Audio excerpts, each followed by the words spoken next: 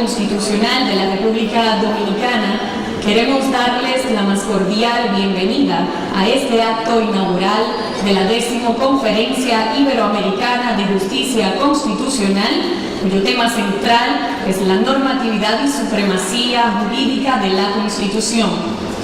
Queremos destacar el hecho de que siendo el Tribunal Constitucional Dominicano el de más reciente creación en Iberoamérica, haya sido escogido nuestro país como sede para un evento de tanta trascendencia, lo cual por supuesto constituye una demostración de confianza no solo para esta alta corte, sino también para el país.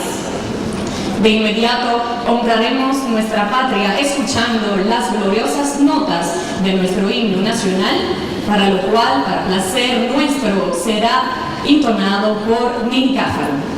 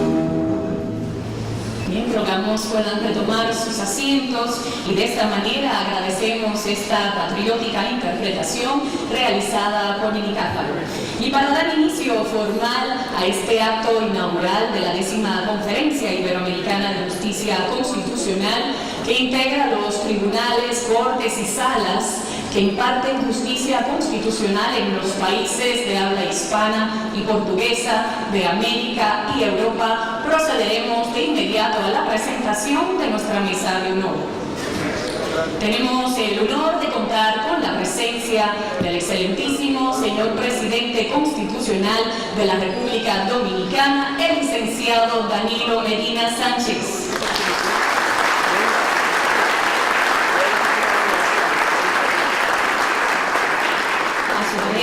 El magistrado Milton Ray Guevara, presidente del Tribunal Constitucional de la República Dominicana.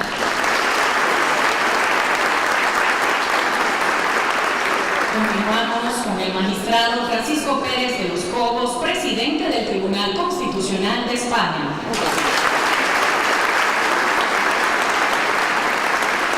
Igualmente, el doctor Mariano Germán Mejía, presidente de la Suprema Corte de Justicia y del Consejo del Poder Judicial.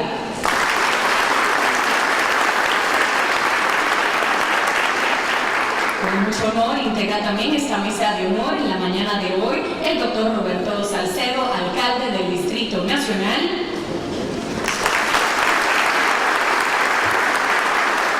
El doctor Roberto Rosario Márquez, presidente de la Junta Central Electoral. El magistrado Pedro González Trevijano, juez del Tribunal Constitucional de España y conferencista invitado en esta conferencia. Y el magistrado Justo Pedro Castellanos Curi, juez del Tribunal Constitucional de la República Dominicana y también coordinador de la comisión organizadora de esta 10ª versión de la Conferencia Iberoamericana.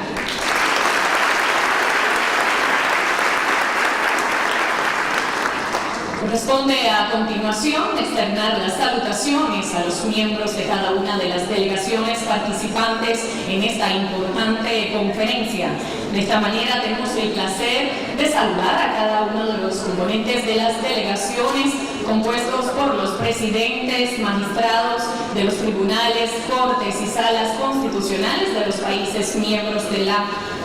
conferencia. A saber, contamos con la delegación de Bolivia, Chile, Colombia, Costa Rica y Ecuador.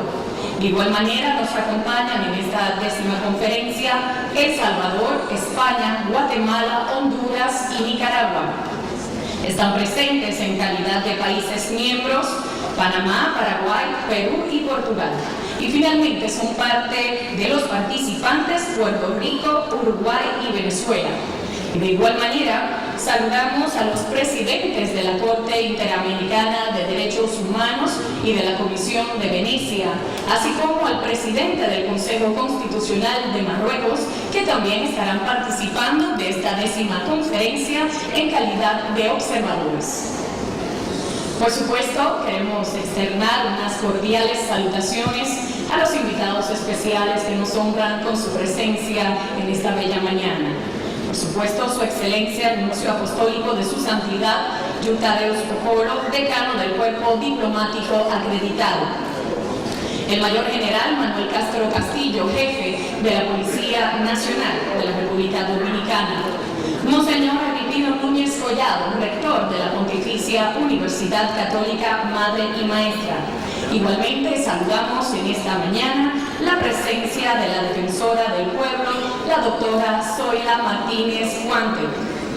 Por demás, saludar la presencia de los demás magistrados de este Tribunal Constitucional de la República Dominicana. Y de esta misma manera también agradecemos que nos acompañen en esta mañana los jueces de las altas cortes y de la Cámara de Cuentas, así como los representantes del Ministerio Público y de la Escuela Nacional de la Judicatura, así como demás integrantes de la Policía Nacional.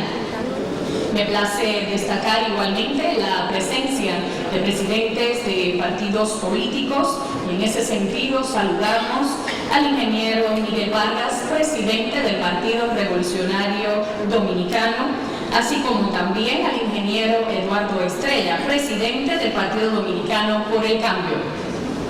Continuamos con estas salutaciones, agradeciendo la presencia de los representantes del Congreso Nacional, así como los presidentes del Colegio de Abogados y de Notarios, así como la comunidad jurídica en sentido general, el cuerpo diplomático y consular acreditado en el país, así como los organismos internacionales y las academias aquí representadas. Por supuesto, a los directores y funcionarios del Tribunal Constitucional de la República Dominicana, así como los directores y miembros de los medios de comunicación que nos honran con su presencia, y a todos ustedes, señoras y señores. Y pues de inmediato invitamos a este podio a nuestro alcalde del Distrito Nacional, Roberto Salcedo, quien nos dirigirá las palabras de bienvenida de este acto inaugural. Con todos ustedes, nuestro alcalde Roberto Salcedo.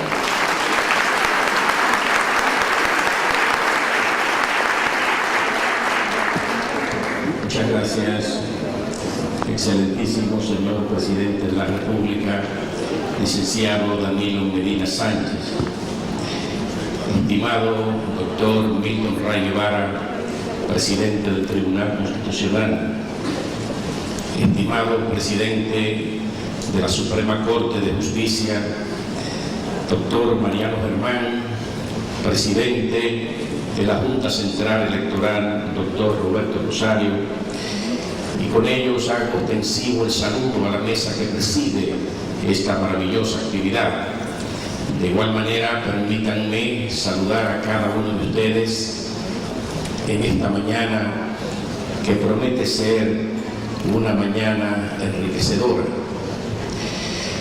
En mi calidad de anfitrión de la ciudad de Santo Domingo, he sido encomendado para dar la bienvenida a cada uno de ustedes. Para esta ciudad de Santo Domingo, 5 veces centenaria, es motivo de regocijo poder recibirles hoy en nuestra querida ciudad capital de la República Dominicana. Esta ciudad tiene una población que sobrepasa el 1.000.000 de habitantes y una población flotante que cada día impacta el territorio del Distrito Nacional, que también sobrepasa el 1.000.000 de personas. Pero es una ciudad llena de primacías. Es la ciudad primada de América. Aquí tenemos la primera Universidad de América. Tenemos la primera Catedral de América. La primera calle que se construyó en el Nuevo Mundo. Aquí tenemos primacías extraordinarias que colocan a la ciudad de Santo Domingo en el eje iberoamericano como una de las ciudades con mayor futuro a su desarrollo. El presidente de la República, el licenciado Danilo Medina, se ha trazado como meta fundamental poder atraer a la República Dominicana y muy fundamentalmente al Distrito Nacional en los próximos años unos 10 millones de visitantes, lo cual significa que es una ciudad llena de desafíos. Y parte de esos desafíos precisamente está convertir a la ciudad de Santo Domingo en un escenario idóneo para debatir los temas fundamentales en todo el cordón iberoamericano. Yo he tenido el inmenso privilegio a lo largo de estos años que me ha tocado dirigir los destinos de la ciudad de Santo Domingo, de participar muy activamente en las tareas de Iberoamérica en materia de la municipalidad. Y me ha tocado presidir la Unión de Ciudades Capitales de Iberoamérica. Por eso en el día de hoy tengo una alta valoración de estos escenarios de reflexión que se abren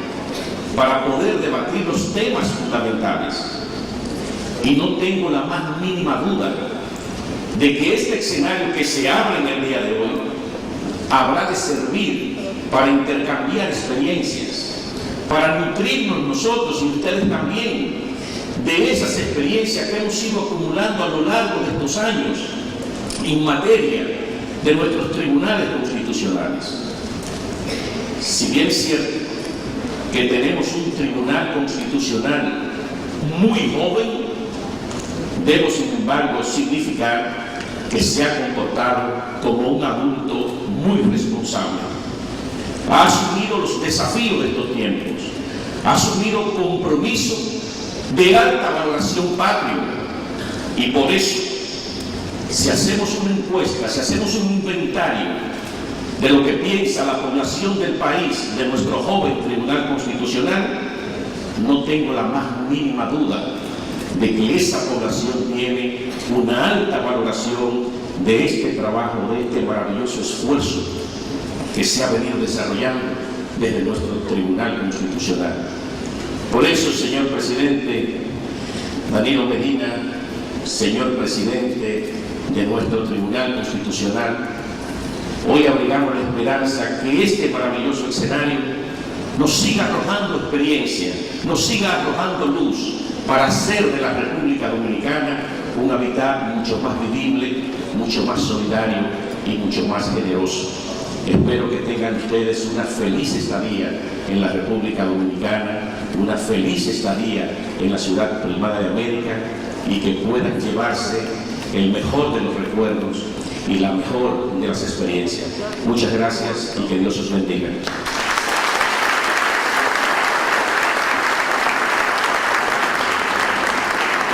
Agradecemos estas palabras de bienvenida del alcalde del Distrito Nacional, doctor Roberto Salcedo, las cuales por supuesto pusieron en contexto la celebración de esta 10ª versión de la Conferencia Iberoamericana de Justicia Constitucional. Y a continuación corresponde escuchar el discurso de apertura oficial de este acto inaugural. Para ello, solicito me acompañen a recibir con un fuerte aplauso al magistrado Milton Ray Guevara, presidente del Tribunal Constitucional de la República Dominicana.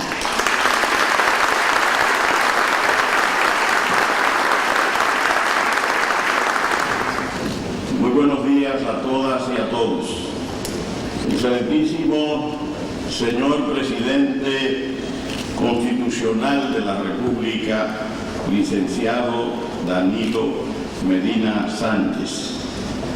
Señor presidente de la Suprema Corte de Justicia, don Mariano Germán.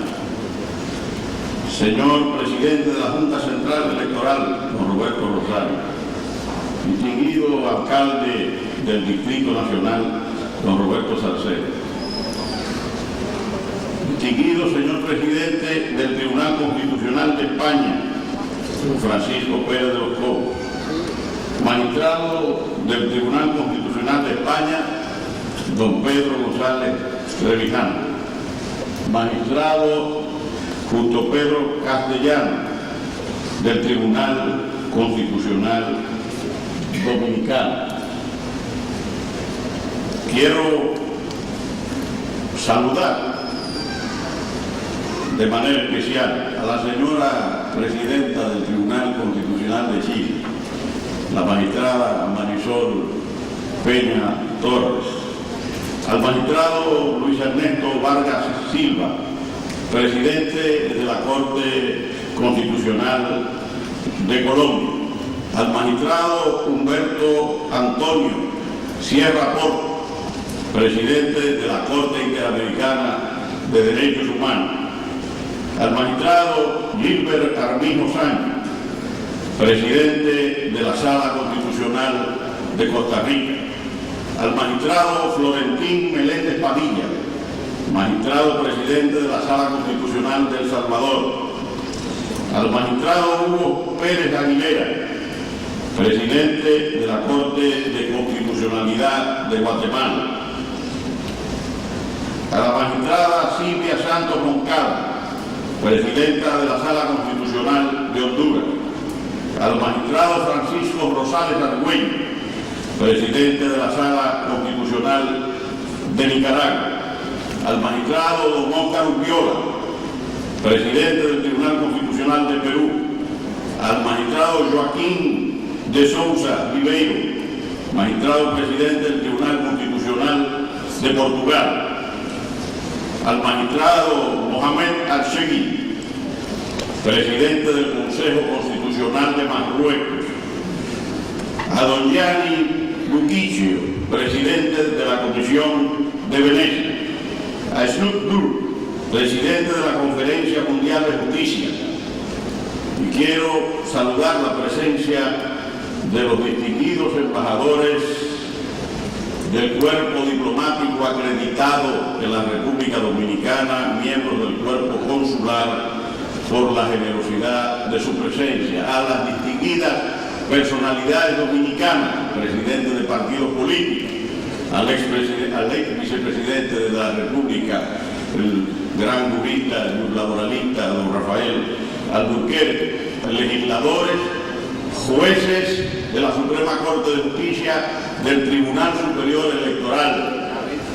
del Tribunal Superior Administrativo, representantes del Ministerio Público, Monseñor Agripino Núñez Collado, rector magnífico de la Pontificia Universidad Católica, Madre y Maestra y Misionero del Diablo, doña Melba Segura de Grullón, presidenta de la Fundación Sur Futuro, ingeniero Miguel Vargas Maldonado, presidente del Partido Revolucionario Dominicano, doctor Marino Vinicio Castillo, presidente de la Fuerza Nacional Progresista, y en ello a todos los dirigentes políticos, como don Eduardo Estrella, que siempre nos acompaña en estos eventos. Gracias por su presencia. Queridos amigos, sin lugar a dudas, las palabras del distinguido y prestigioso alcalde de la ciudad de Santo Domingo, Primada de América, don Roberto Salcedo, me han economizado referencias obligadas sobre las características de la sede de esta 10ª Conferencia Iberoamericana de Justicia Constitucional. Qué honor tan inmenso para el joven Tribunal Constitucional Dominicano, el que se le confirió en Cádiz el 18 de mayo de 2012, apenas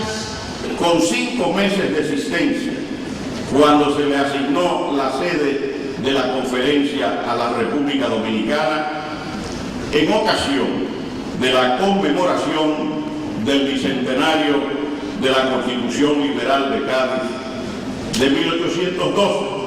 en cuya aprobación la futura República Dominicana estuvo representada por don Francisco de Paula Mosquera y Cabrera. Esto fue posible gracias al entusiasmo del magistrado Pascual Sala, pasado presidente del Tribunal Constitucional Español, y de los entonces magistrados Manuel Aragón Sánchez y Pablo Pérez Frenes, con el respaldo unánime de los delegados presentes. Desde Lisboa en 1995, Madrid 1998, Guatemala 1999, Sevilla 2005, Santiago de Chile 2006, Cartagena, Colombia 2007, México 2009, Managua 2010, hasta Cádiz 2012,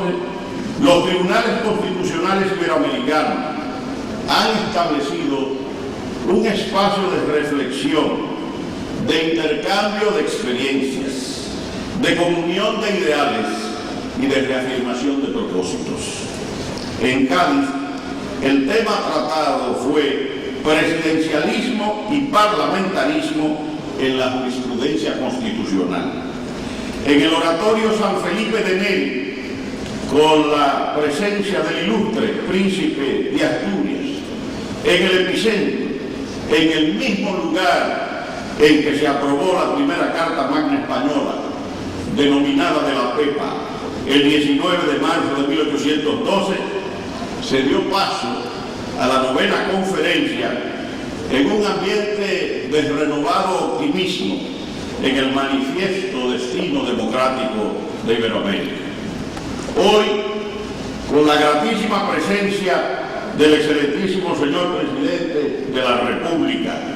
licenciado Danilo Medina, estadista respetuoso de la Constitución y de los poderes públicos, sensible a las necesidades vitales de sus ciudadanos, sembrador de esperanzas y cosechero de realidades para los más necesitados, e inspirador de la revolución educativa nacional, en este país, de amplias garantías,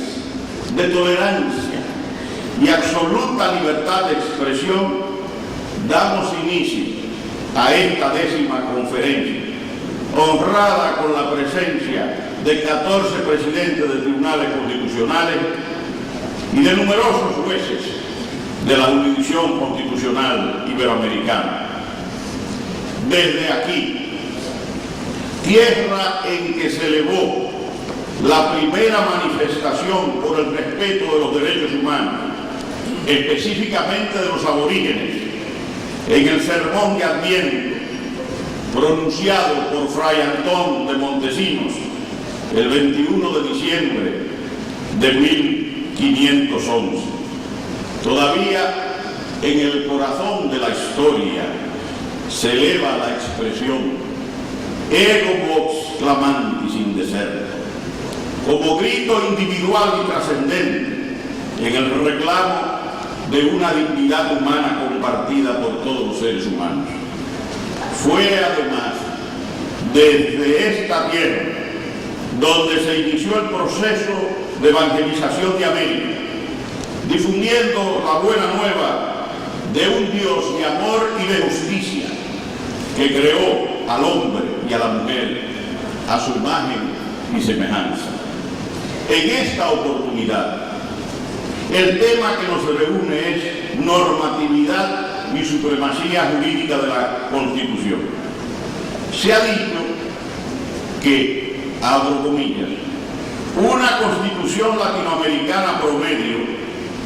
se perfila como una Constitución promesa, un documento lleno de sueños lanzados hacia el porvenir. Termino la cita. Sin embargo, Creo con don Francisco Tomás y Valiente, eximio presidente del Tribunal Constitucional Español, que, cito, la mayor garantía de que la Constitución no es una mera declaración programática, sino una norma que obliga a todos los poderes públicos, incluso al Poder Ejecutivo, es la existencia de un órgano jurisdiccional que solo habla cuando se le pregunta, y cuando le pregunta quien puede hacerlo, y cuya respuesta consiste en respetar la Constitución con la finalidad de la defensa de la Constitución. Termino así. Naturalmente, cada país y cada tribunal se encuentra inmerso en realidades propias, históricas, sociales, culturales y políticas, no siempre compatibles ni comprendidas por otros. La Constitución no existe para ser aplicada unas veces sí y unas veces no. Esa ha sido la gran tragedia iberoamericana, la diferencia entre lo escrito y lo real. Por ello, desde 1844, en el artículo 125 de nuestra primera Constitución se proclamó, cito, ningún tribunal podrá aplicar una ley inconstitucional, ni los decretos y reglamentos de administración general, sino en tanto que sean conformes a las leyes. Esta imposición iba directamente dirigida al propio Poder Judicial. Por demás, un tribunal constitucional no es el único órgano obligado a defender la Constitución,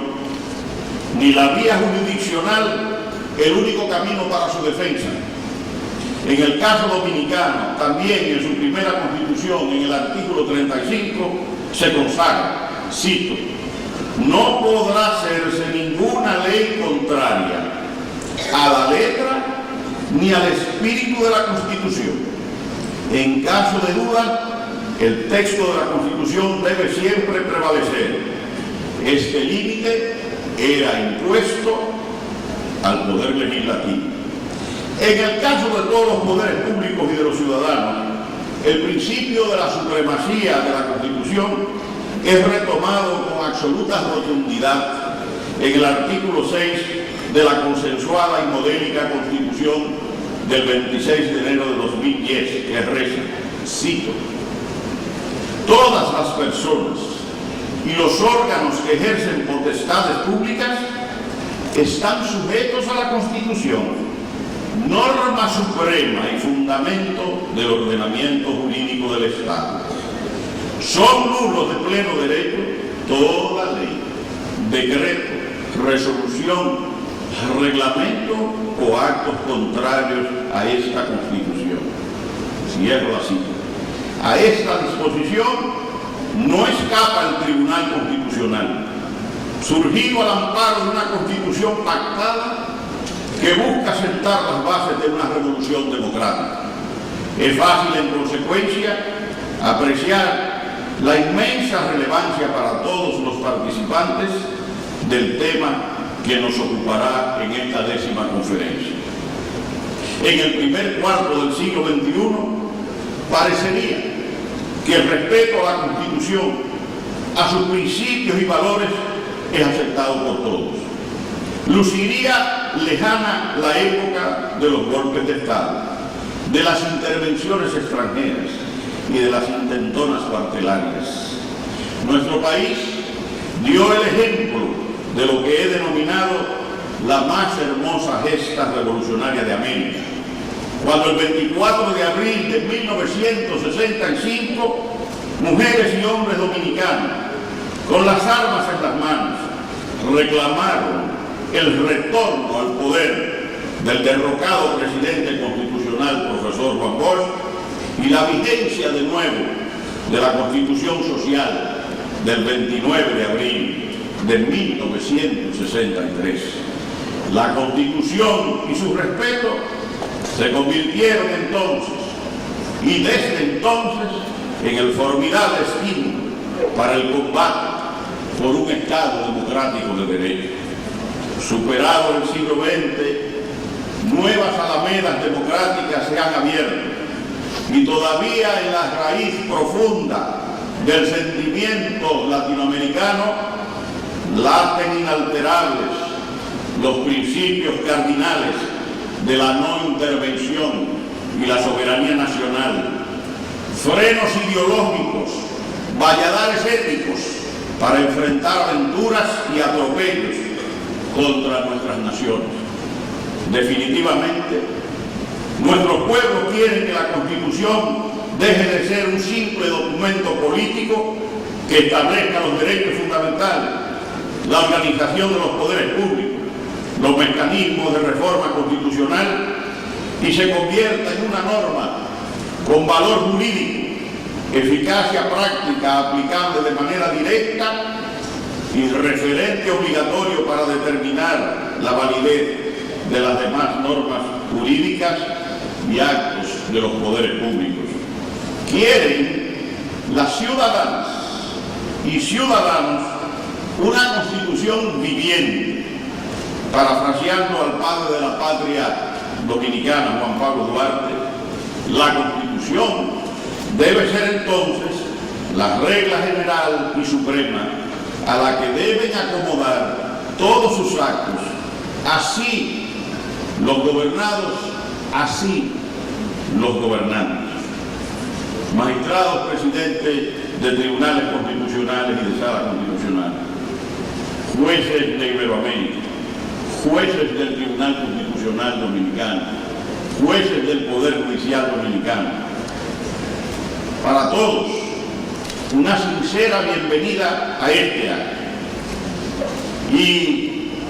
para quienes nos visitan, bienvenidos a esta tierra dominicana de gente laboriosa, digna, solidaria, profundamente hospitalaria y con una acendrada fe en Dios. Bienvenidos a este país, en palabras del poeta inmortal Pedro Mil, colocado en el mismo trayecto del sol, oriundo de la noche, colocado en un inverosímil archipiélago de azúcar y de alcohol, sencillamente liviano, como un ala de murciélago apoyado en la brisa, sencillamente claro, como el rastro del beso en las solteronas antiguas o en el día en los tejados, sencillamente frutal, fluvial y material. Agradecemos la confianza que se nos otorgó como Secretaría Pro Tempore para organizar este memorable evento. De manera particular aprovechamos para expresar nuestra gratitud al magistrado Francisco Pérez de los Cobos, presidente del Tribunal Constitucional de España, y al magistrado Justo Pedro Castellano Curi, del Tribunal Constitucional Dominicano, por su empeño y dedicación para el éxito de esta histórica conferencia, y a través de este último, a todos los integrantes de la comisión que nuestro Pleno designó para tales fines. Formulo votos porque esta 10ª conferencia, al reforzar el criterio de que la Constitución es la norma suprema del ordenamiento, garantía de la seguridad jurídica, de la vida económica, social y asociativa, contribuya a fortalecer los cimientos de un Estado social y democrático de derecho, en que la paz sea fruto de la justicia. Solo así se garantizará que Iberoamérica se constituya en un ejemplo permanente de pacífica convivencia, de progreso y de libertad. Espero, señores delegados, que en su estadía puedan nutrirse de la nobleza, de la hidalguía de nuestra gente, de su franca sonrisa, de nuestra cultura, de la cadencia del merengue y de la bachata, de la suave ondulación del mar Caribe y de la inmortalidad de la República Dominicana, Estado libre e independiente, sustentado en su lema nacional, Dios, patria y libertad. Bienvenidos a esta tierra. Muchas gracias. Para mí es un grato honor presentar al doctor Pedro González Trevijano,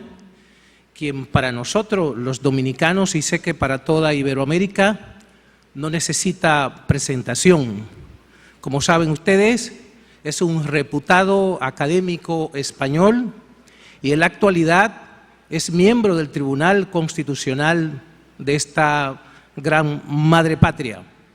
Pedro González Trevijano ha sido, digamos, de vida y de participación cotidiana, inventor de propuestas, y así lo digo, inventor de propuestas académicas dirigida básicamente a profundizar en temas constitucionales. Don Pedro González Trevijano, del mundo académico, además de rector de una prestigiosa universidad española, ha venido en el día de hoy a desarrollar uno de los temas vitales, digamos, con lo que se abre este importante evento. De modo tal que los invito a todos ustedes a recibir al doctor Pedro González Trevijano.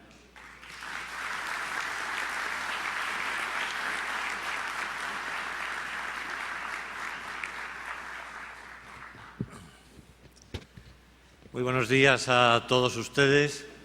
Mis primeras palabras han de ser necesariamente para manifestarles, y además, si me lo permiten, de forma explícita, dos estados de ánimo que son conceptual y epistemológicamente distintos, pero emotivamente muy vinculados, al menos en mi caso en esta ocasión. En primer lugar, mi extraordinario agradecimiento y, en segundo lugar, mi satisfacción por volver una vez más a esta tierra de la República Dominicana. Digo, en primer lugar, mi agradecimiento, que quiero singularizar en la secretaría de esta 10ª Conferencia de Justicia Constitucional Iberoamericana y en la persona de su presidente, don Rey Milton Guevara, a quien tuve ocasión de conocer hace muchos años en lo que fue ese proceso gigantesco de reconciliación nacional y de modernización del Estado, que fue la elaboración y posterior aprobación de la vigente Constitución de 26 de enero del año 2010. En segundo lugar, quería también reiterarles mi más sincera satisfacción por tener ocasión, como les digo, de acercarme a este país en el que, de forma ininterrumpida, he tenido la extraordinaria fortuna de venir a lo largo de 15 años, de participar durante un tiempo como rector de una universidad española, la Universidad Rey Juan Carlos, en la formalización de convenios de colaboración institucional, entre ellos con la Universidad Pontificia Madre y Maestro, con mi buen amigo don Monseñor Agripino Núñez Collado, y asimismo con la Universidad Autónoma de Santo Domingo. Y el privilegio para un catedrático de Derecho Constitucional, como fue, obvio es decirlo, desde una perspectiva exclusivamente externa y de mero asesoramiento técnico-jurídico, de participar en lo que fue la Carta Magna suya del año 2010. Voy a tratar de apuntarles, siquiera sea a grosso modo, lo que yo entiendo que son los mejores parámetros para definir y comprender el concepto de la Constitución desde la perspectiva de la supremacía normativa. Y me voy a detener, siquiera sea sucintamente, en los siguientes aspectos. En primer lugar, la relevancia de la consideración de la Constitución como norma jurídica y norma suprema del ordenamiento jurídico. En segundo lugar, el desarrollo histórico de este excursus político y jurídico que empieza a principios del siglo XVII, que se confirma en el constitucionalismo norteamericano a principios del siglo XIX y que se consolida en Europa y en el resto del constitucionalismo a partir de la segunda mitad del siglo XX, para atender finalmente a las virtualidades prácticas de cualquier constitución normativa que se precie. Esto es su consideración como norma de normas. Esto es su predeterminación, en parte al menos, pero sí las más importantes, de los modos de producción normativo, la eficacia de la Constitución como norma suprema del ordenamiento jurídico referida al establecimiento de determinados límites que todos los poderes constituidos tienen que respetar, y en segundo lugar la consideración de la Constitución como aquel elemento que preserva un contenido esencial y tangible de las sociedades democráticas, de los regímenes constitucionales con mayúsculas. Esto es, el contenido axiológico que definen y caracterizan los derechos fundamentales y las libertades públicas de todas las personas. La segunda fase histórica, señalaba el profesor La Pérgola, se centraba en 3 hitos histórico-políticos fundamentales. En primer lugar, la afirmación paulatina del principio de separación de poderes, al hilo de las revelaciones doctrinales de John Locke en su segundo tratado del gobierno de los pueblos y después de Montesquieu en el espíritu de las leyes, el progresivo proceso de democratización de la participación política, que empieza a finales del siglo XIX en algunos estados americanos y se consolida en Europa a principios del siglo XX, y en tercer lugar, como elemento ineludible, la protección de los derechos fundamentales. Ya lo decían los revolucionarios franceses el 26 de agosto de 1789 en un preciosísimo artículo que sigue teniendo todavía toda la vitalidad. Toda sociedad en la que no se reconocen los derechos fundamentales ni se preserva la separación de poderes carece de constitución, que es tanto como decir coloquialmente que solo son constituciones las constituciones aprobadas por un poder constituyente democrático, o dicho de otra forma desde una perspectiva menos politológica y más jurídica, que solo son constituciones las constituciones de verdad, las constituciones con mayúsculas. ¿Cuáles son estas constituciones? Las propias que definen, estructuran y garantizan los derechos y libertades fundamentales y el principio de separación de poderes en lo que denominamos ahí, en el mundo moderno, los regímenes constitucionales. Y la tercera fase, decía el profesor La Pérgola, del fenómeno político constitucional se caracterizaba fundamentalmente por 2 notas. En primer lugar, por la afirmación indubitada de que la Constitución es una norma, de que la Constitución es una norma jurídica, de que la Constitución es la norma de las normas y de que la Constitución es la norma jurídica y directamente aplicable en un Estado en un momento determinado. Es verdad que la configuración de la Constitución como norma jurídica y como norma suprema del sistema jurídico no implica epistemológicamente de forma necesaria la aparición de un tribunal constitucional o de una jurisdicción constitucional que garantice y preserve el respeto de la Constitución. Pero en la práctica y con la perspectiva del tiempo, yo creo que llegaríamos todos fácilmente a la conclusión de que es difícil configurar una Constitución desde el principio de su supremacía normativa si simultáneamente no se garantiza a través de un procedimiento de la constitucionalidad la supremacía de la Constitución respecto de los actos, decisiones y disposiciones de los diferentes poderes del Estado. En este sentido, Carl Levenstein, el conocido politólogo y constitucionalista americano, con un libro que ustedes conocen bien, Teoría de la Constitución, señalaba que el constitucionalismo, entendido en un sentido histórico, sociológico, económico, político y por supuesto jurídico, no era sino la lucha por limitar el ejercicio del poder político. Y en esta lucha por limitar el ejercicio del poder político, la afirmación del principio de separación de poderes, el respeto de los derechos fundamentales y la configuración de la Constitución como la norma suprema del ordenamiento jurídico eran hitos absolutamente estelares. ¿Por qué? Porque, como decía Lord Acton, el famoso politólogo y literato británico del siglo XIX, el poder corrompe, el poder absoluto corrompe absolutamente. De aquí la necesidad de establecer mecanismos y criterios en los regímenes democráticos o los sistemas constitucionales que preserven el buen ejercicio del poder político. Pues bien, en esta ineludible necesidad de predeterminar y de garantizar la limitación del ejercicio del poder político, el concepto de Constitución aparece como un concepto clásico e ineludible. Evidentemente no de cualquier concepto de Constitución. Nos dice poco el concepto de Constitución como estatus, como orden, como conformación y como estructura, toda vez que sería predicable tanto de las ciencias sociales como de las ciencias jurídicas. Si me permiten, sería predicable tanto de los estudios de Wittgenstein como de los estudios de Dilthey.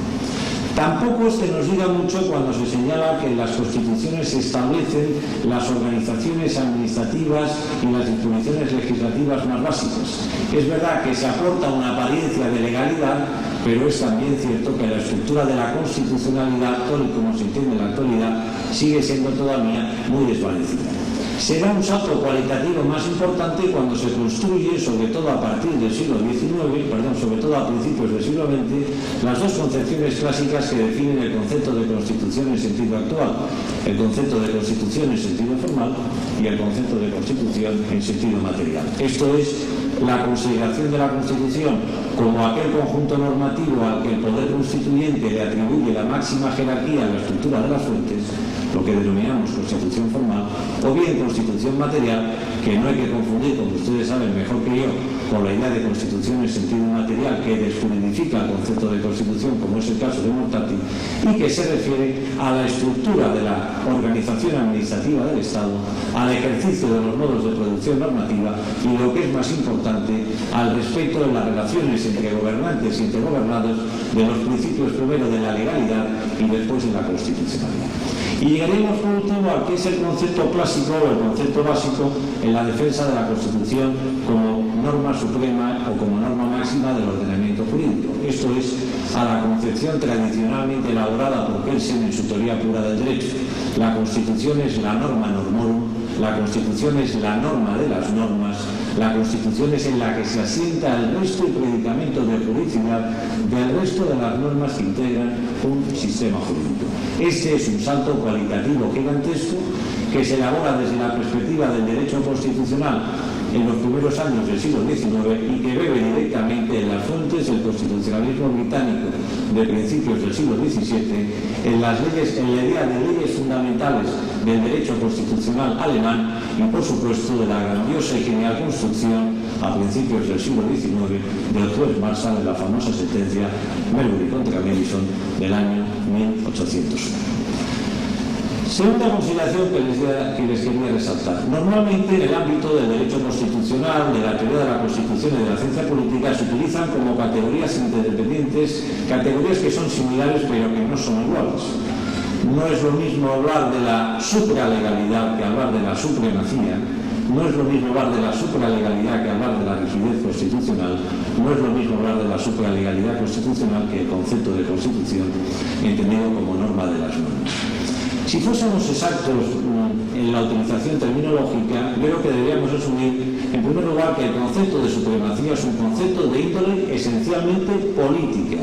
que determina la consideración de la Constitución al hilo de las importantes materias que regulan, ni más ni menos que en la estructura política del gobierno, los derechos fundamentales y las libertades de las personas con los ciudadanos, desde una perspectiva de su relevancia política y social, exenta en consecuencia de cualquier consideración jurídica. Por contra, el concepto de supralegalidad, si me lo permiten, es la traslación jurídica del concepto de supremacía política. Lo lógico es que, asumido el criterio de la supremacía política, el ordenamiento jurídico de un Estado dote a esta supremacía política de una especial connotación jurídica. Aparece entonces, en consecuencia, el concepto de supralegalidad jurídica. En última instancia, el concepto de supralegalidad jurídica lo que implica es esencialmente la existencia en un régimen constitucional de una clara división entre el poder constituyente originario, esto es, el poder constituyente que de la nada crea una constitución, y los poderes constituyentes constituidos, esto es, aquellos establecidos, creados y reglamentados y además sometidos a las disposiciones y a las prescripciones establecidas en su momento en la Constitución. O, por decirlo de forma más sencilla, se habla de supralegalidad cuando el procedimiento de aprobación de la Constitución es diferente al procedimiento de elaboración del resto de las leyes del ordenamiento jurídico.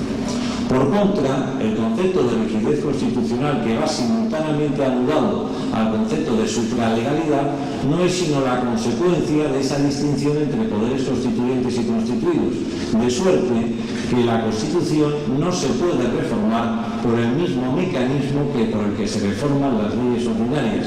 sin que esto implique necesariamente, como a veces erróneamente se entiende, que la rigidez constitucional exige procedimientos extraordinariamente agravados e incluso objetos para reformar la Constitución. La historia del constitucionalismo iberoamericano, la historia del procedimiento europeo, está lleno de constituciones que conviven con circunstancias cualitativas distintas, que tienen supremacía pero no tienen supralegalidad, que disponen de supremacía, de supralegalidad y además de rigidez constitucional, que tienen supralegalidad pero que no tienen rigidez. Les voy a apuntar, si quiero, someramente tres ejemplos.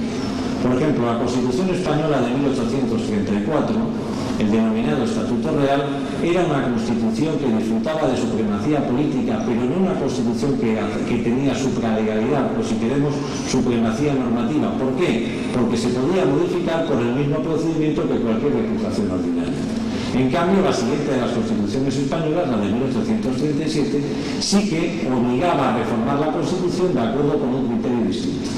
Lo mismo sucede en Francia. La Carta otorgada de 1814 es una Constitución que carece de la idea de supremacía legal, o por utilizar la terminología que hemos acogido en esta 10ª conferencia, de supremacía normativa. En cambio, el Estatuto del año 1830 en Italia carece de esta virtualidad. Es verdad que en un primer momento aparece como una Constitución no dotada de supremacía legal, pero con el transcurso del tiempo va acumulando cada vez más estos perfiles que le dan ese carácter de predicamento jurídico especial y de comprensión en el sentido más moderno del término. Dicho esto, pasaríamos, si me permiten, a lo que podría ser la tercera fase de esta pequeña intervención, que sería tratar de desentrañar cuáles son los orígenes para comprender cuál es el significado y por qué las soluciones políticas y constitucionales son distintas en los diferentes estados, no solo del ámbito europeo, sino incluso también del ámbito iberoamericano y del ámbito norteamericano. La primera aparición del concepto de constitución dotada de supremacía normativa o de supremacía jurídica o de supralegalidad aparece en los primeros años del siglo XVII en Inglaterra, en una famosísima sentencia, Bonham Case, del año 1610, dictada por un importantísimo juez, Sir Edward Coke. Edward Coke entiende que una norma estatutaria aprobada por el Parlamento que permitía sancionar a los médicos, siendo parte instructora directamente del Colegio Médico, y lo más llamativo, impuesta una multa a un médico por no haber realizado adecuadamente su trabajo, esta multa, la mitad de la cantidad se la resarcía al propio presidente del Colegio Médico, era absolutamente incompatible con lo que eran las normas clásicas del derecho del common law y absolutamente contrario incluso a los principios de la razonabilidad. De aquí decía Coke que en estos casos en que se violentaba el common law y que simultáneamente se violentaban los criterios de la razonabilidad, había que instar la idea de la existencia de una supremacía normativa por encima de las disposiciones legislativas a las que incluso el poder legislativo estaba sometido.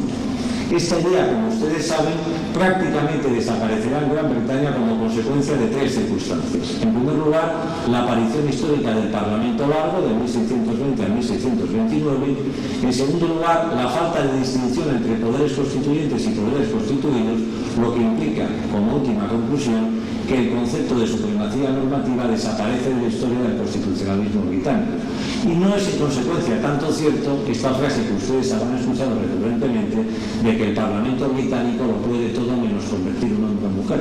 Es una frase bellísima, pero es una frase que no responde a la realidad. El Parlamento británico no podría modificar hoy a través de las vías de una disposición legislativa ordinaria lo que es toda la estructura constitucional política anglosajona. Lo que sucede es que la estructura política anglosajona no disfruta de los predicamentos de la juridicidad por entenderlos, de la idea de la Constitución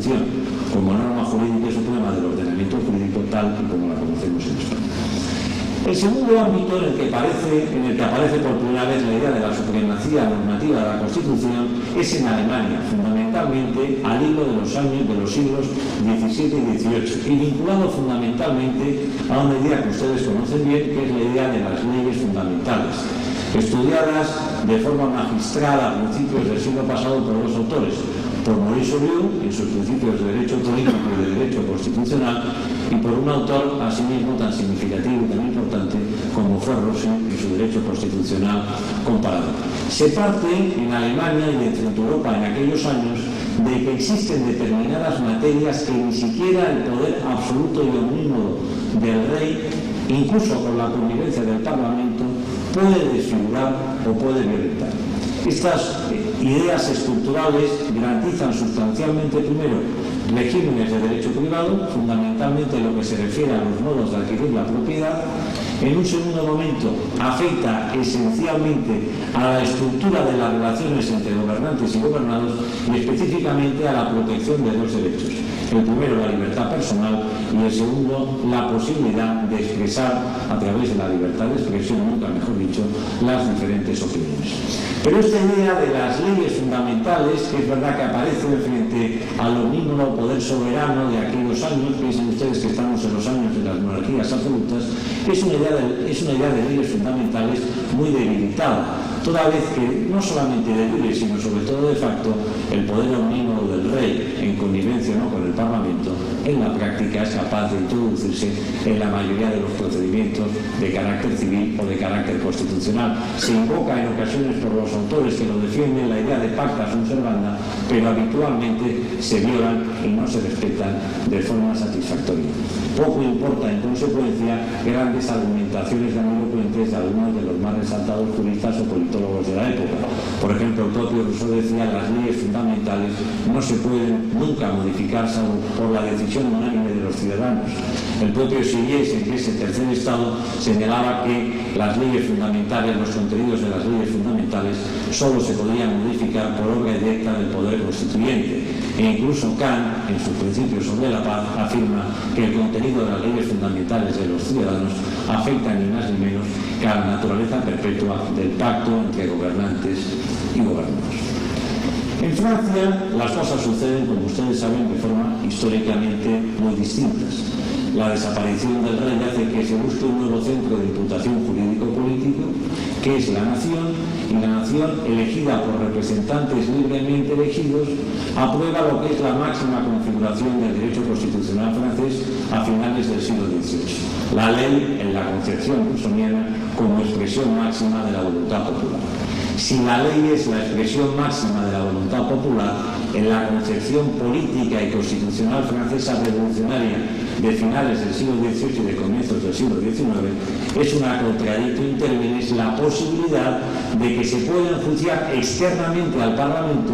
desde perspectivas formales y menos aún desde perspectivas sustanciales la connivencia o no con los mandatos constitucionales. Y les voy a poner el mejor de los ejemplos. La primera constitución revolucionaria francesa después de 1789, la constitución de 1791, tiene un artículo bien explícito.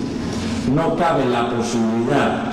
de observar, cuando se hizo observar hay que entender, de enjuiciar las leyes aprobadas por el Parlamento. No se puede incriminar ni a los funcionarios ni a los depositarios de la representación popular. Siendo esto verdad, sin embargo, en 1791, llama la atención que solo 4 años más tarde, en 1795,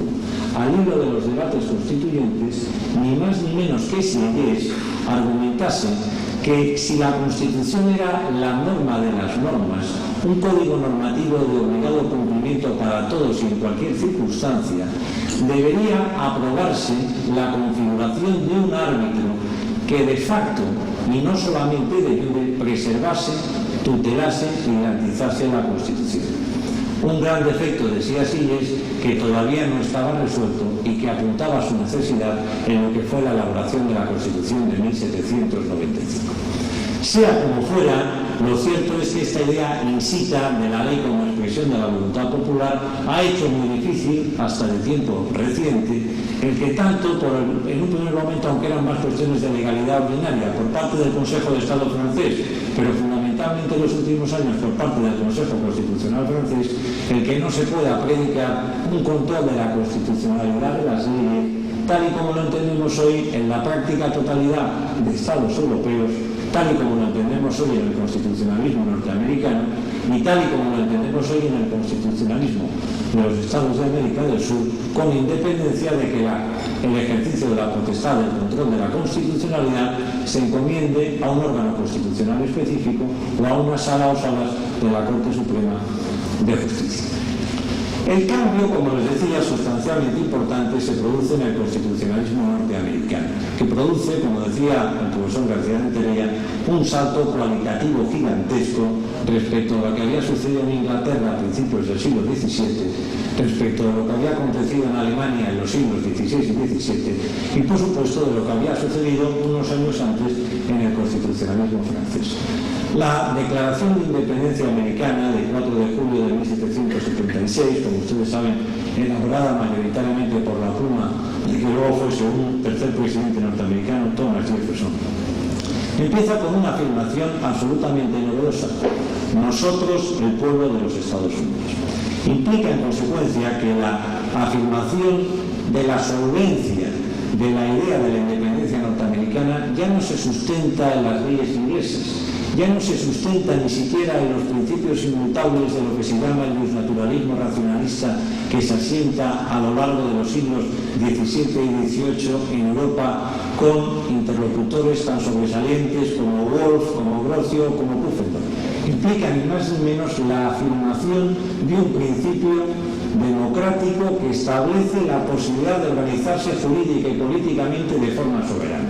Y esa forma jurídica y política de organizarse soberanamente, desde la perspectiva del mundo del derecho, se consagra o se sintetiza jurídicamente algunos años después en la Constitución norteamericana del año 1776. Y por eso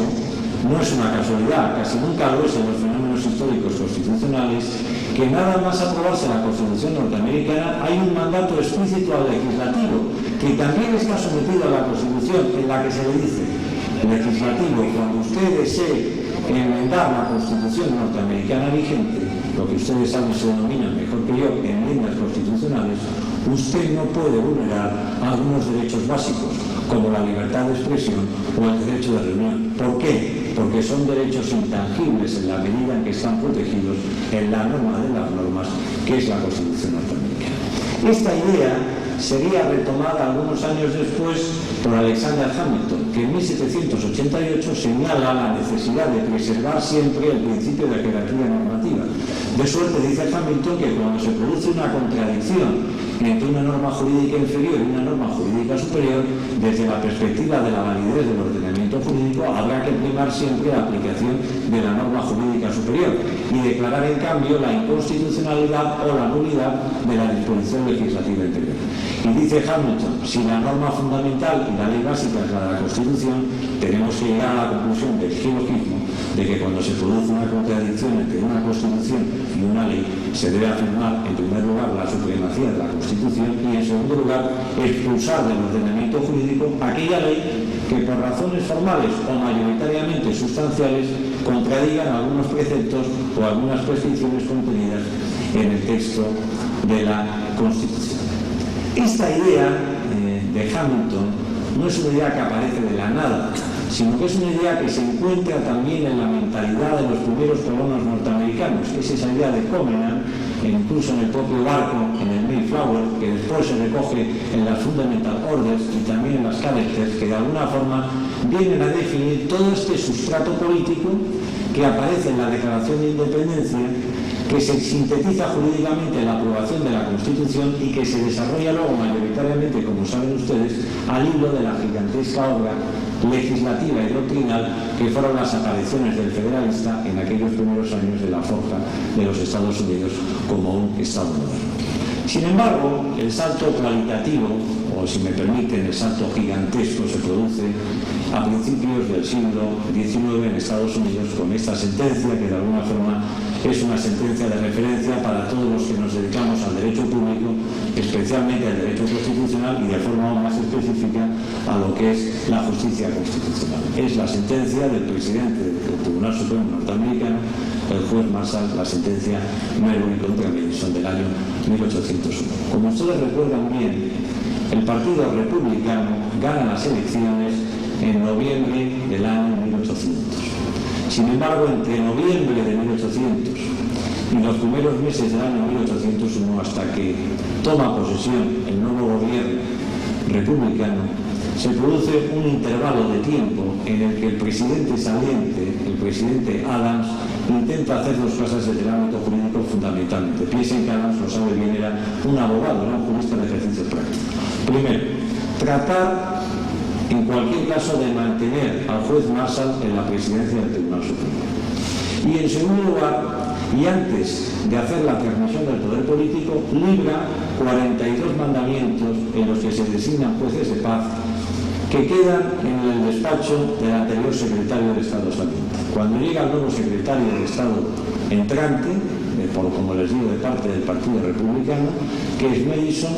lo rompe literalmente, los arroja a la basura y entiende que no se encuentra comprometido con los mismos. Al hilo de ello, uno de estos jueces de paz, nombrados por Adams, al que el nuevo secretario de Estado no le da tramitación en su puesto como juez de paz, insta al procedimiento jurisdiccional y es cuando se dicta esta famosísima sentencia Marbury contra Madison en el año 1800. 1901, que lo que viene a afirmar es sustancialmente la idea que había apuntado algunos años antes Hamilton. La Constitución es la norma de las normas, implica conceptualmente la existencia de un poder constituyente previo, los poderes constituidos, específicamente el poder legislativo y en este caso también el poder ejecutivo, están sometidos a la Constitución, y cuando se produce una contradicción entre la Constitución y otra norma o otro acto político irregular, la aplicación de la Constitución como máxima norma del ordenamiento jurídico obliga a la declaración de nulidad de dicha disposición legislativa o de dicho acto y, en consecuencia, a su expulsión por parte del ordenamiento jurídico. Y en este breve excursus teórico de lo que ha sido la construcción del concepto de supremacía normativa de la Constitución, aparece en un momento importante la obra de un jurista colosal, Hans Kelsen, que, como les decía antes, escribe una obra clásica entre dos clásicas, La teoría pura del derecho, en la que viene a afirmar que la Constitución es una norma, pero no una norma cualquiera, sino una norma jurídica, y además la norma jurídica por excelencia, la que se asienta en el principio de jerarquía normativa, la que da consistencia al resto de todas y cada una de las normas del sistema jurídico. Y entiende que para la mejor aplicación de la Constitución y para la mejor preservación de la Constitución no hay nada como crear un mecanismo que asegure y auspicie el control de la constitucionalidad. Y Kelsen, con el referente del constitucionalismo norteamericano, opta por un modelo, a diferencia del norteamericano, que es de carácter difuso, como ustedes conocen mejor que yo, de jurisdicción constitucional concentrada. La creación de un órgano constitucional novedoso que se formula para la Constitución austriaca en los años 20, que son los denominados tribunales constitucionales, que se han ido extendiendo de forma paulatina, y yo diría incluso de manera absolutamente imparable, en estos últimos 90 años. Por supuesto, en el ámbito europeo, con la salvedad, por lo que les he dicho, en lo que son sus competencias del Consejo de la Constitucionalidad francés, y también en algunos países de Iberoamérica, como es el caso de la República Dominicana, que optó finalmente por la aprobación de un órgano nuevo, el Tribunal Constitucional, con una función concreta y específica: velar por la supremacía de la Constitución y evitar las violaciones de la Constitución por parte de los diferentes poderes del Estado.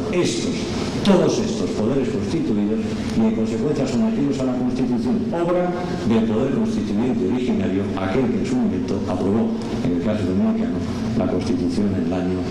2010. Esta idea de supremacía de la Constitución se recoge de forma más o menos explícita o implícita en casi todas las constituciones iberoamericanas y europeas. Les voy a poner como punto de referencia, siquiera sea grosso modo, porque entenderé que es donde me encuentro más cómodo, el caso de la Constitución Española de 1978, con alguna referencia también a la Constitución de la República Dominicana del año 2010. La Constitución Española del 78 recoge en su título preliminar un artículo importantísimo, que es el artículo 9, en el que se viene a decir más o menos lo siguiente: los ciudadanos y los poderes públicos están sometidos a la Constitución y al resto del ordenamiento jurídico, que no cambia mucho en su dicción de lo que dice la primera parte del artículo 6 de la vigente Constitución de la República Dominicana, y que tampoco cambia tanto, aunque en este caso la argumentación está más cercana a la literatura de Kelsen, de lo que dice, creo también, presidente, el artículo 6 de la Constitución colombiana, que tampoco se diferencia mucho. ¿Qué es lo que implica conceptualmente esto? Implica conceptualmente lo siguiente: la afirmación de la idea de Estado de Derecho, la afirmación de la idea de Estado legal, lo que es más importante para un constitucionalista, la afirmación de la idea de Estado constitucional y la idea de la Constitución como norma suprema respecto a la cual todos los poderes públicos y ciudadanos se encuentran sometidos. Aunque es verdad que los ciudadanos y los poderes públicos no tienen un grado de sujeción semejante. La jurisprudencia constitucional española, por ejemplo, ha señalado, y yo creo que con un criterio correcto, que no se puede replicar la misma conducta a los operadores políticos que a los ciudadanos. Mientras que los ciudadanos tienen mayoritariamente la obligación del deber negativo de abstenerse de violentar la Constitución, los operadores políticos, los sujetos políticos, están obligados a dar un salto mayor, esto es, a desarrollar positivamente las prescripciones y las normas establecidas en la Constitución. En segundo lugar, casi todas las constituciones incorporan también un título o un capítulo en el que bien al Tribunal Constitucional o bien a la Suprema Corte de Justicia se le encomienda el control de la constitucionalidad. Un control de la constitucionalidad que en cualquiera de las dos opciones, la vía directa a través del recurso de la inconstitucionalidad o la vía indirecta a través de la cuestión de inconstitucionalidad, pueda efectivamente declarar la idea de la supremacía normativa de la Constitución, declarar la nulidad en consecuencia de aquellas disposiciones o de aquellos actos que son contrarios a la Constitución. Y esto es lo que sucede, por ejemplo, también si se lee el primer apartado del artículo 184 de la Constitución Dominicana, pues si ustedes acuden al título 10º de la Constitución Española, perdón, al título 9 de la Constitución Española, que es en el que se regulan las competencias y las atribuciones de la jurisdicción positiva. Ahora bien, esta idea de la Constitución dotada de una especial supremacía política y de una especial supralegalidad, lleva in sí, lo decía el presidente del Tribunal Constitucional Dominicano en su intervención inicial, lleva in sí la necesidad de proteger los derechos y las libertades fundamentales de los ciudadanos. Los derechos y libertades fundamentales de los ciudadanos se han convertido, si me permiten, en el nuevo contenido axiológico o en el nuevo derecho natural de los sistemas democráticos o de los regímenes constitucionales modernos. Y no es una casualidad que en la práctica totalidad de las constituciones de los regímenes constitucionales haya no solo una afirmación del reconocimiento y tutela específico de los derechos fundamentales, sino de la consideración de los derechos fundamentales como un elemento que vertebra y que vivifica lo que es la recta comprensión de una constitución democrática, de una constitución con mayúsculas. Y en estos casos todavía más, la Constitución no es solo una norma, ni una norma jurídica directamente aplicable, sino que tiene una especial incidencia cuando afecta a los derechos y libertades fundamentales más básicos de los ciudadanos, que deben ser respetados por mandato constitucional directo e inmediato con independencia de las regiones de desarrollo. No se puede afirmar en cualquier constitución, por ejemplo, el derecho a la vida, la integridad física, la libertad de conciencia, la libertad ideológica, la libertad religiosa, la inviolabilidad del domicilio, el secreto de las correspondencias, el derecho a entrar o salir del territorio nacional, el derecho de reunión, el derecho de asociación, la prohibición de detenciones arbitrarias, etcétera, etcétera. Si estos derechos constitucionales reconocidos explícitamente en la Constitución no son operativamente invocables y aplicables de forma inmediata, con independencia de la actuación del Poder Legislativo. Ese fue, como ustedes saben, el gran lastre desde la perspectiva política y jurídica. Otra cosa fueron los horrores posteriores de la Constitución de Weimar, que acabó desjuridificando de facto lo que era el reconocimiento constitucional de los derechos y libertades fundamentales en una constitución burguesa de su tiempo, que era una constitución, por entendernos, razonablemente democrática y que asentó en los primeros años un régimen que podemos llamar constitucional. Segunda circunstancia, aparte de que la mayoría de las constituciones vigentes suelen recoger explícita o implícitamente el carácter de la supremacía de la Constitución y establecen los mecanismos para satisfacerla, también es verdad que la Constitución, entendida como norma de las normas, establece determinadas limitaciones para el ejercicio de los poderes constituyentes. Y les voy a poner dos ejemplos. En algunos casos son límites de carácter formal, en otras ocasiones son límites de carácter material o de carácter sustancial. Límites, por ejemplo, de carácter formal. Ustedes saben que en la práctica totalidad de constituciones iberoamericanas hemos ido incorporando en los últimos años una categoría, las denominadas leyes orgánicas, que aparecen en la Constitución francesa vigente de la Quinta República de 1958. Es verdad que lo que los franceses llaman leyes orgánicas en construcción no es lo que los españoles denominamos leyes orgánicas o lo que ustedes llaman leyes codificadas o leyes de desarrollo, ya que los países tienen perfiles distintos. Pero en el caso de la Constitución española, y creo también recordar que en el caso de la Constitución dominicana, se dice que a través de determinadas leyes orgánicas que requieren un procedimiento especial de reforma, mayoría absoluta en su votación en el Congreso de los Diputados y 2/3 partes, creo que en el caso del Constitucionalismo dominicano, se pueden aprobar determinadas materias. Una materia tan importante como la ley electoral. ¿Qué implica esto? Que el legislador no puede tratar de aprobar una modificación de la legislación electoral a través de una legislación ordinaria, sino que tiene que ser obligatoriamente al hilo de una legislación específica, dotado de unos predicamentos de juridicidad concreta y sobre todo al hilo de un procedimiento legislativo que, a diferencia de las leyes ordinarias que se pueden aprobar por mayoría simple, exige mayorías de carácter cualificado. Luego aquí tenemos, por ejemplo, una limitación formal, ni más ni menos que al Poder Legislativo, establecida por la Constitución en la medida en que estamos predicando el carácter de norma de normas. Otra limitación de carácter formal que se recoge en la práctica totalidad de constituciones, cuando se refiere a la aprobación de los presupuestos generales de los Estados. Ustedes saben que los presupuestos generales del Estado son en la práctica la expresión cifrada, conjunta y sistemática de la totalidad de ingresos y de gastos del Estado en un periodo determinado, en un año. Pues bien, el procedimiento de aprobación de las leyes de presupuestos no suele ser el mismo procedimiento ordinario que el resto de las demás leyes. Si el Poder Legislativo trata de aprobar los presupuestos anuales siguiendo la configuración de las leyes ordinarias, estaría violentando lo prescrito en la Constitución. Aquí, de nuevo, la Constitución establece una limitación de carácter formal. En otras ocasiones, las limitaciones ya no son solamente formales, sino que son limitaciones materiales que se imponen a todos, no solo al Poder Ejecutivo, sino también al Poder Legislativo. Por ejemplo, cuando en las constituciones se señalan cuáles son los ámbitos geográficos de las circunscripciones electorales,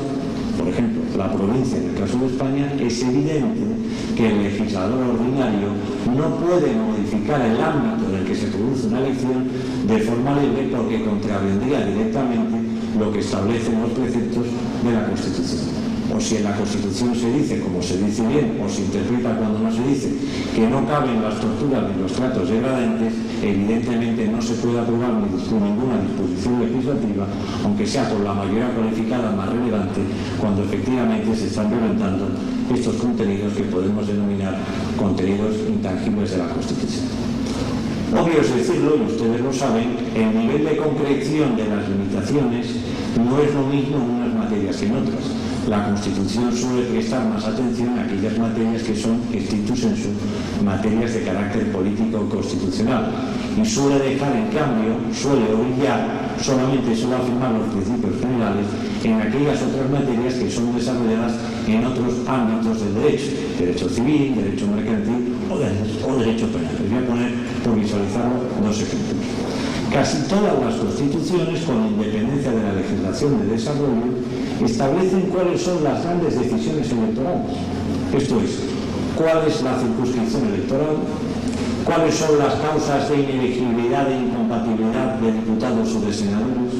cuál es el sistema electoral, si es proporcional o mayoritario, para instar al Senado o al Congreso o a la Asamblea, e incluso cuáles son los recursos electorales que se refieren al respecto. ¿Por qué? Porque la materia electoral es seguramente la gran materia político-constitucional por excelencia. En cambio, hay materias en las que las constituciones lo único que hacen es afirmar la existencia del derecho o establecer criterios generales. Cuando se habla del derecho de fundaciones o cuando se habla del derecho de propiedad, las constituciones normalmente no van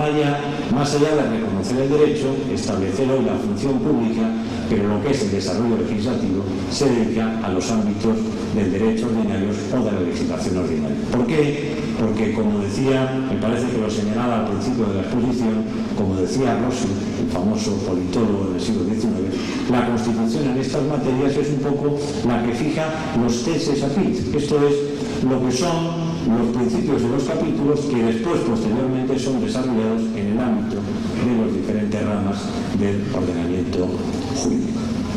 Pero además, y voy terminando, aparte de que en la actualidad las constituciones suelen tener un reconocimiento explícito o implícito de la idea de supremacía de la Constitución, además de que la Constitución, como hemos apuntado, recoge con un sentido más acotado o más amplio, en ocasiones limitaciones formales, en otras ocasiones limitaciones sustanciales, la Constitución también, como afirmación, en mi opinión, obligatoria de la idea de supremacía normativa, implica que tiene algo que decir, y normalmente muy importante, en lo que afecta a lo que tradicionalmente se denominaban las fuentes del derecho cuando se estudiaban en el derecho civil, y que hoy, desde la perspectiva más amplia de la teoría general del derecho, se denominan modos de producción normativa. La Constitución identifica determinadas normas, califica jurídicamente determinadas normas y las dota de determinados predicamentos de juridicidad. Y eso sucede en todas las constituciones. Por ejemplo, en cualquier constitución iberoamericana a la que lleguemos, veremos que hay una mención al ejercicio de la potestad legislativa. Las leyes son normas jurídicas, pero dice el Parlamento, son solo normas jurídicas aquellas, y se llaman leyes, que son aprobadas por el Parlamento y de acuerdo con un procedimiento legislativo. Es lo que hace, por ejemplo, el artículo 66 de la Constitución española y lo que hace, creo recordar, el artículo 93 de la Constitución vigente dominicana. Cuando la Constitución española, como casi todas las constituciones iberoamericanas, permite que en situaciones de extraordinaria y urgente necesidad se puedan dictar lo que se denominan decretos leyes, esto es, normas jurídicas que no emanan del poder legislativo, pero que tienen el mismo rango jerárquico, imponen al legislador ordinario y a los operadores políticos que los decretos leyes solamente se pueden aprobar en determinados supuestos, situaciones de extraordinaria y urgente necesidad, y además no pueden afectar tampoco a lo que podemos entender que es el contenido esencial del desarrollo de los derechos y libertades fundamentales. Cuando las constituciones dicen que el gobierno y la administración tienen la facultad de dictar normas jurídicas con todos los predicamentos jurídicos, aunque no sean leyes, y supeditadas a las leyes, que es lo que denominamos el ejercicio de la potestad reglamentaria de la administración, lo que viene a implicar es usted gobierno, usted administración puede dictar reglamentos, usted gobierno, usted administración puede dictar decretos, pero estos decretos y estos reglamentos están jerárquicamente subordinados y deben ser aprobados de acuerdo con los criterios que se establecen en el propio texto de la Constitución. Como ven, en consecuencia, la afirmación del concepto de supremacía normativa de la Constitución afecta al reconocimiento constitucional explícito e implícito de esta afirmación. En segundo lugar, al establecimiento en la propia Constitución de limitaciones formales o sustanciales, y finalmente también incide directamente la Constitución en lo que viene a ser la fijación de las antiguas fuentes del derecho, hoy denominadas modos de producción normativa. Y termino. Han transcurrido más de 200 años desde que se dictó esta famosísima sentencia Marbury contra Madison en el año 1801, han transcurrido 80 años desde que Kelsen aprueba esa obra clásica, Teoría pura del derecho, y creo que podríamos decir, y nos deberíamos regocijar los que somos juristas, que en esta tensión dialéctica entre el mundo de la política y el mundo del derecho ha triunfado la concepción kelseniana frente a la concepción smithiana. La concepción kelseniana que entiende que la Constitución es, como es el título de esta conferencia, una norma. ¿Qué es una norma jurídica? ¿Qué es una norma vinculante? ¿Qué es una norma jurídica directamente vinculante? Y que además es la norma en la que se asienta el resto de todas y cada una de las normas jurídicas. Si me lo permiten gráficamente, la obra de Hans Kelsen se ha impuesto, en este caso, de jure y de facto, a la obra de Carl Schmitt. Ahora bien, Hans Kelsen no solamente es un teórico del formalismo jurídico. Es verdad que la Constitución es la norma de las normas, pero nosotros, como apuntábamos al principio, solo entendemos que son constituciones las constituciones de verdad, las constituciones con mayúsculas, las constituciones que tienen un origen en el poder constituyente democrático, esto es, las que afianzan regímenes constitucionales, aquellas ideas que tan bellamente apuntaban los revolucionarios franceses que les decía en el artículo 16 de la Declaración Francesa del 26 de agosto de 1789. No tienen constitución aquellos estados que no respetan el principio de separación de poderes y que además no amparan y protegen los derechos y libertades fundamentales. Y por eso Kelsen, hay que decirlo, no solo es el autor de la teoría pura del derecho, sino que también es el autor, lo recordaba hace unas semanas con el presidente de mi tribunal, con el profesor Pérez de los Cobos, el autor de una obra importantísima, Esencia y valor de la democracia. La Constitución no solamente es afirmar el carácter jurídico prioritario de la misma. Un régimen constitucional no solamente se asienta en el respeto de reglas y de procedimientos. Las constituciones sustancialmente de verdad protegen los derechos y libertades fundamentales, las ideas de libertad, justicia, dignidad, pluralismo político, unas ideas, como digo, innatas a las constituciones que entendemos son las constituciones que representan estos países que hoy participamos en este 10º Congreso de Justicia Constitucional Iberoamericana. Y creo que a nosotros, en el ámbito de nuestra responsabilidad, nos compete desde el ejercicio de la jurisdicción constitucional, dotar a la Constitución de la preservación de esos principios y valores de convivencia básicos, que se vertebran fundamentalmente a través de la concepción de la Constitución como norma de normas, pero simultáneamente dotando a la Constitución de un contenido epistemológico claro: la protección de los derechos y libertades fundamentales de los ciudadanos. Esa es nuestra responsabilidad y esa también es nuestra grandeza. Muchas gracias. Definitivamente esta magistral conferencia dictada por el magistrado Pedro González Trevijano ha resaltado el alcance y la importancia de la superioridad normativa de la Constitución. Y de esta manera concluye este acto inaugural, que dará paso de inmediato a una ambiciosa agenda de trabajo, la cual se desarrollará a puerta cerrada durante el día de hoy y de mañana, dentro del marco de la celebración de la 10ª versión de la Conferencia Iberoamericana de Justicia Constitucional. La misma iniciará con la presentación de la primera parte del resumen de respuestas al cuestionario objeto del debate central, en tanto que luego de otra conferencia y muchos otros debates, los trabajos concluirán con la presentación de un informe de la Secretaría Permanente de la Conferencia Iberoamericana de Justicia Constitucional, a cargo de su titular, el magistrado presidente del Tribunal Constitucional Español, Francisco Pérez de los Cobos, y con la firma de la declaración final. Es pertinente igualmente agregar que la 10ª Conferencia Iberoamericana será escenario de la firma de un trascendente acuerdo de cooperación entre la Unión de Cortes y Consejos Constitucionales Árabes y la Conferencia Iberoamericana de Justicia Constitucional. En estos momentos invitamos a los diferentes magistrados del Tribunal Constitucional de la República Dominicana, así como a los integrantes de las diferentes delegaciones, que puedan dirigirse a los salones Embajador 2 y 3 para dar inicio de inmediato a la agenda de trabajo. Nos despedimos de todos ustedes, no sin antes reiterar nuestros altos agradecimientos tanto a los integrantes de nuestra mesa de honor en el día de hoy, como también a todos ustedes por habernos acompañado en este acto de tanta trascendencia para la vida institucional de esta alta corte, pero también para el país. Y de esa manera les deseamos a todos y todas que pasen un feliz resto del día. Muchas gracias.